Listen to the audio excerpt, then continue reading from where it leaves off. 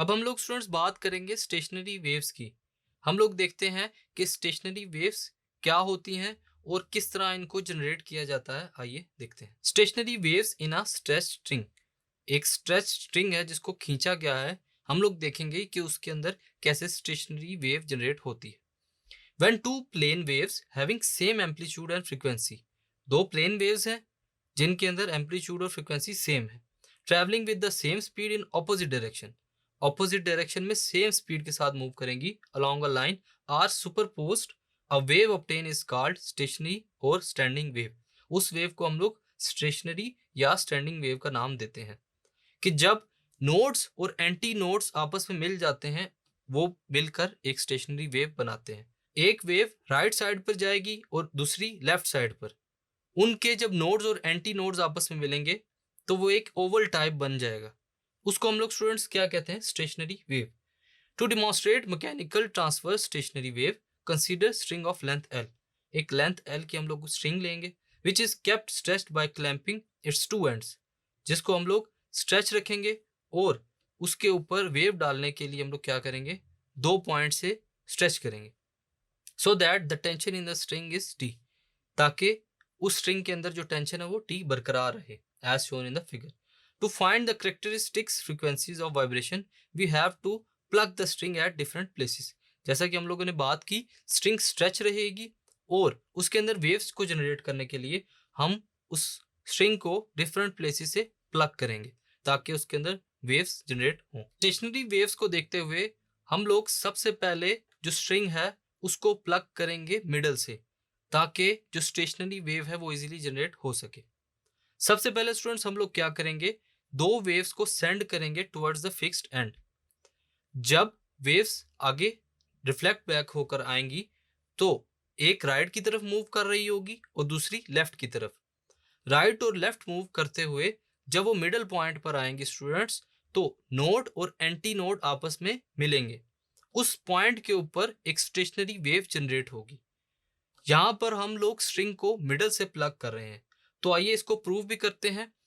The frequency of the stationary wave is equal to the frequency of two progressive waves which is f1. To establish a relationship between the length of the string and wavelength lambda of the waves, we know that the distance between successive nodes is equal to half a wavelength. जो distance है successive जो nodes बन रहे हैं दो, उनके दरमियान क्या होता है? Half of a wavelength. और इसको हम लोग लिखते हैं L is equal to lambda by 2। ये हमारे पास क्या है? दो सक्सेसिव नोड्स के दरमियान में वेवलेंथ। सो लैम्डा 1 को निकालने के लिए हम लोग क्या करेंगे? 2 को L के साथ मल्टीप्लाई कर देंगे। इसको हम लोग इक्वेशन 1 का नाम दे देते हैं। If v is the speed of either of the component progressive wave, अगर v स्पीड हो हमारे पास तो frequency f1 for wavelength 1 which is equal to v over lambda 1। उसके बाद इसको सॉल्व करेंगे तो हमारे पास क्या आएगा? v अवर 2l। 2l कहाँ से आया? क्योंकि लैम्डा 1 की वैल्यू हम लोग लिखी थी 2l। If m is the total mass of the string then the speed v of the progressive wave along the string. अगर m मास हो तो स्पीड v हमारे पास क्या होगी students? v is equal to under root tension t cross l, length है, divided by mass of total length, where t is tension, l is length. So frequency f1 क्या होगी? अगर हमारे पास small m which is equal to capital M over L लिखें, जो कि मास per unit length होगा, तो हमारे पास जो फ्रीक्वेंसी की इक्वेशन होगी स्टूडेंट्स वो क्या होगी? f1 which is equal to 1 over 2l into under root t over m. This characteristic frequency f1 of vibration is called the fundamental frequency at first harmonic. First harmonic जो oscillation produce हो रहा है वहां पर हमारे पास जो f1 है वो पहली फ्रीक्वेंसी है ड्यू टू वाइब्रेशंस। अब स्टूडेंट्स हम लोग देखेंगे कि अगर स्ट्रिंग को अदर एंड से प्लग किया जाए तो हमारे पास सोल्यूशन क्या निकलता है। String plugged at its quarter length, उसी क्वार्टर लेंथ से हम लोग उसको प्लग करेंगे। If the same string of length L and mass per unit length M is plugged from quarter of its length, then again stationary wave will be set up. फिर से हमारे पास stationery waves बनेंगी।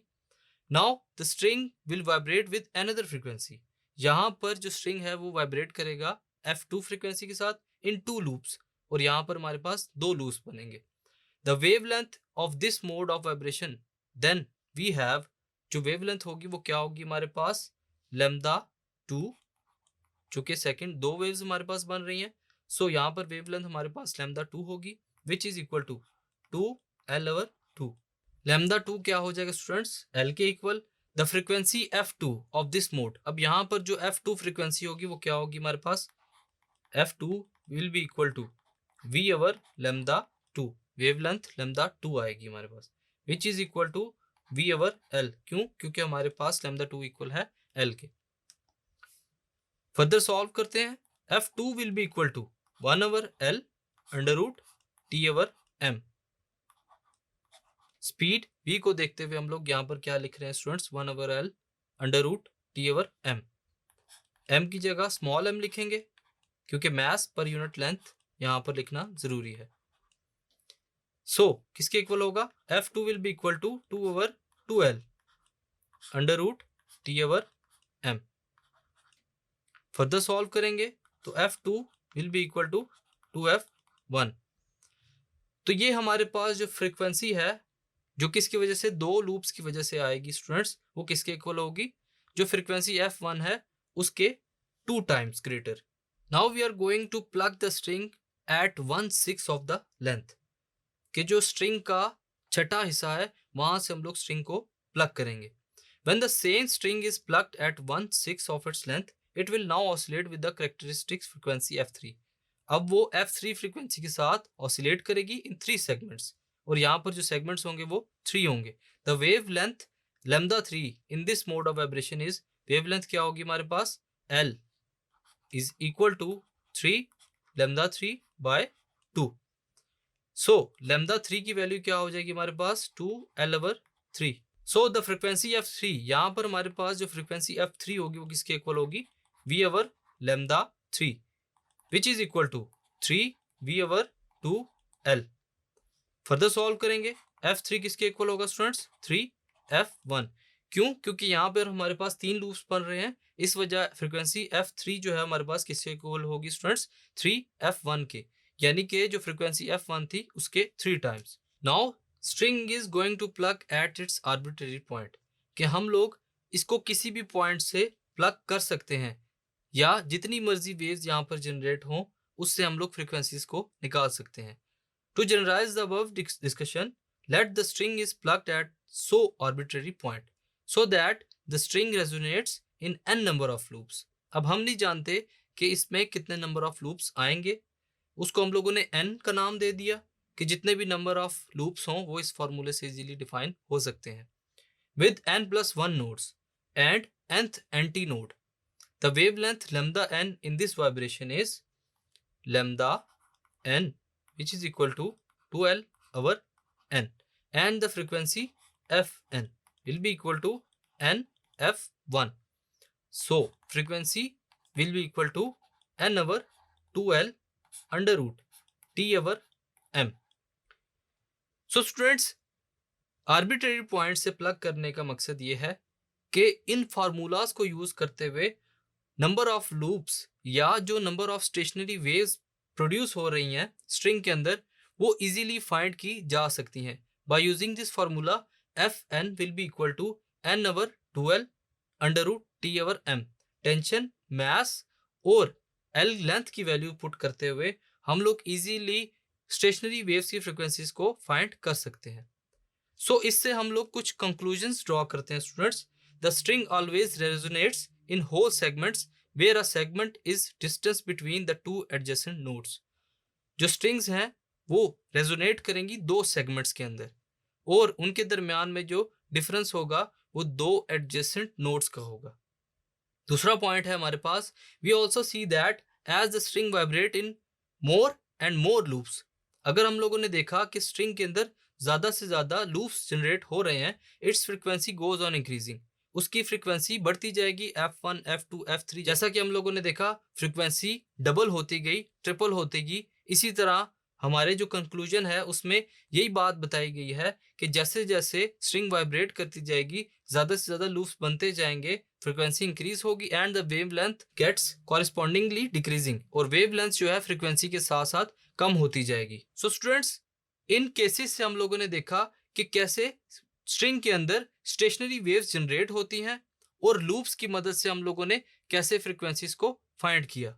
आइए students, अब हम लोग जो conclusion stationary wave से निकाला गया उसको एक एग्जांपल से प्रूव करते हैं। The speed of wave on a particular string is 24 metre per second. If the string is 6.0 meter long, to what driving frequency will it resonate? किस फ्रीक्वेंसी के साथ वो रेजोनेट करेगी? सो सबसे पहले डाटा लिखते हैं हम लोग। Length of string L will be equal to 6 metre. Length हमारे पास स्ट्रिंग की 6 मीटर है। Speed V will be equal to 24 metre per second. Speed V भी आ गई हमारे पास। अब हम लोग देखते हैं जो फार्मूला है हमारे पास लैम्डा n किसके इक्वल है? 2L/n। ये हमारे पास फार्मूला, यहाँ पर हम लोग वैल्यूज को पुट करेंगे। Lambda 1 will be equal to 12 metre and lambda 2 will be equal to 6 metre and lambda 3 will be equal to 4 metre. ये हमारे पास वेवलेंथ्स जो के नोड्स प्रोड्यूस कर रहे हैं हम लोग स्ट्रिंग के अंदर, उनको शो करती हैं। अब इन तमाम वेवलेंथ्स को देखते हुए हम लोग फ्रीक्वेंसीज को फाइंड करेंगे students. Frequency F1 will be equal to V over lambda 1 which is equal to 24 divided by 12 which gives 2 Hz। उसके बाद फ्रीक्वेंसी F2 है which is equal to V over lambda 2 which is equal to 24 divided by 6 which gives 4 Hz of frequencies। Frequency F3 which is equal to V over lambda 3 which is equal to 24 divided by 4 which is equal to 6 Hz। So students, यहाँ हम लोगों ने एक string के अंदर जो 3 loops generate हो रहे थे, उन 3 लूप्स की वेवलेंथ की मदद से फ्रीक्वेंसी को निकाला। Thank you.